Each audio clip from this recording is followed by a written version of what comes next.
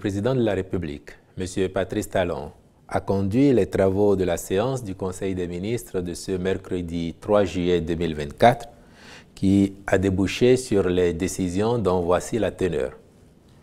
S'agissant des mesures normatives, il a été adopté sous cette rubrique le décret portant transmission à l'Assemblée nationale pour autorisation d'adhésion du Bénin au traité de Marrakech visant à faciliter l'accès des aveugles, des déficients visuels et des personnes ayant d'autres difficultés de lecture aux textes imprimés, aux œuvres publiées du 27 juin 2013.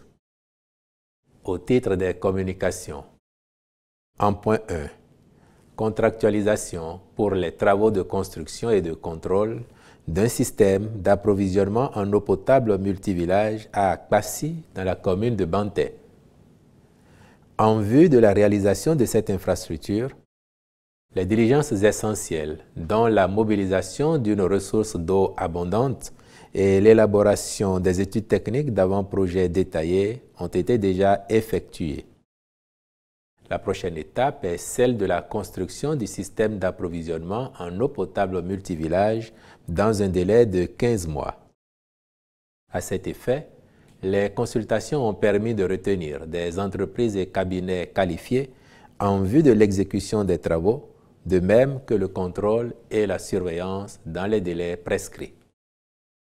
En point 2, recrutement de 50 officiers et sous-officiers parmi les lauréats des tests psychotechniques pour diverses formations au profit de l'armée de l'air au titre des années 2024 et 2025. Dans le cadre du programme d'équipement des forces armées béninoises, le gouvernement a acquis des aéronefs au profit de l'armée de l'air et a déjà planifié l'acquisition d'une nouvelle flotte. Leur exploitation nécessite la disponibilité d'un personnel technique qualifié en nombre suffisant. Or, l'effectif des pilotes et techniciens actuellement en formation dans diverses écoles est en deçà des besoins à combler.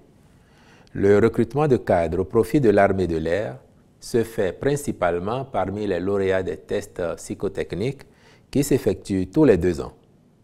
Ainsi, les 10 tests ont été organisés en décembre 2023 et les résultats sont disponibles.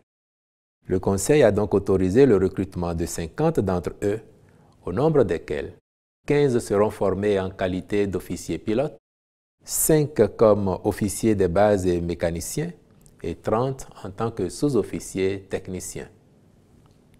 En point 3, contractualisation pour les missions de contrôle technique de certains projets du programme d'action du gouvernement. Au terme d'un processus de consultation lancé par la Société des infrastructures routières et de l'aménagement du territoire SIRAT, les cabinets ayant présenté les meilleures offres répondant aux exigences des thèmes de référence ont été retenus pour réaliser des missions de contrôle technique durant les phases de conception et d'exécution des travaux.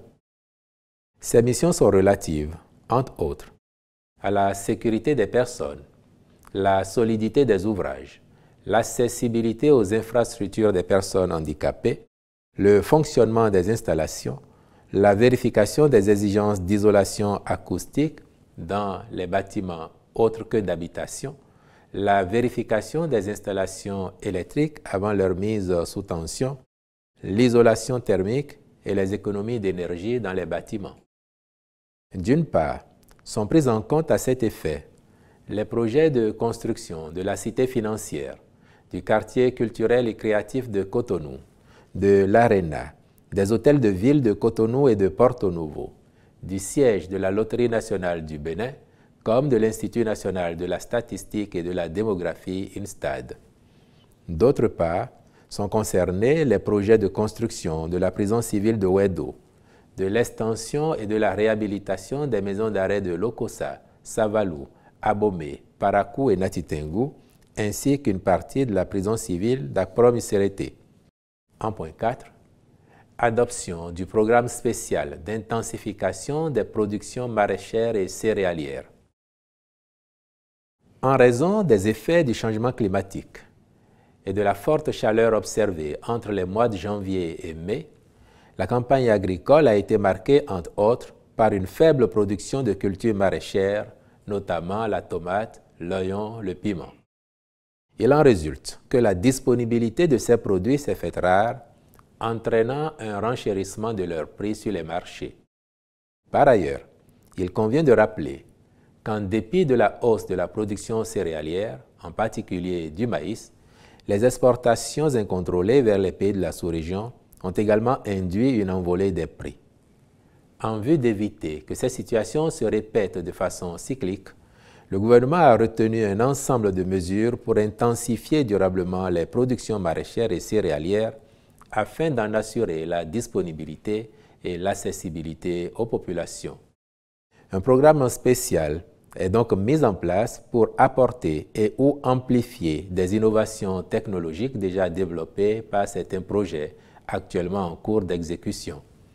Le dit programme, avec une dotation initiale de 10 milliards de francs CFA, favorisera notamment l'installation des infrastructures de production agricole telles la culture en milieu contrôlé, la petite irrigation, les équipements et infrastructures de stockage pour minimiser les pertes post-récolte, l'accès aux intrants spécifiques, semences à haut rendement et résistants au changement climatique, pesticides, engrais minéraux, biostimulants, biofertilisants, etc.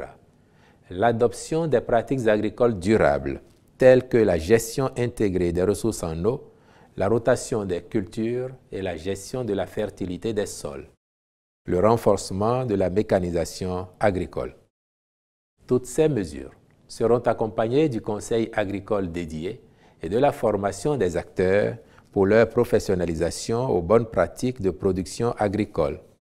Le ministre de l'Agriculture, de l'Élevage et de la Pêche est instruit à l'effet d'engager toutes les diligences en vue du démarrage effectif des activités pour parvenir aux objectifs fixés. S'agissant des mesures individuelles, enfin, les nominations ci-après ont été prononcées. À la haute autorité de l'audiovisuel et de la communication, 7e mandature. Membres désignés par le président de la République, Madame et Messieurs, Rukiatou Bio Faye, Édouard Loko, Mohamed Barre. Membres désignés par l'Assemblée nationale, Messieurs, Tossou Marcelin Ahonoukoun, Ahokanou Fernand Bagidi, Ncha Gérard Nda. Membres désignés par les professionnels des médias et par catégorie, audiovisuel, M. Armand Godonou Houssou. Presse écrite, M. Basile Thibozo. Technicien des télécommunications, M. Lionel Astérix Todier Begonoude. M. Édouard Loko est nommé président de l'institution. Au ministère de la Santé, directrice générale du Centre hospitalier international de Calavi, Mme Karine Istin. Directrice générale adjointe du Centre hospitalier international de Calavi, Madame Florence Angélique Bendi Djetta, je vous remercie.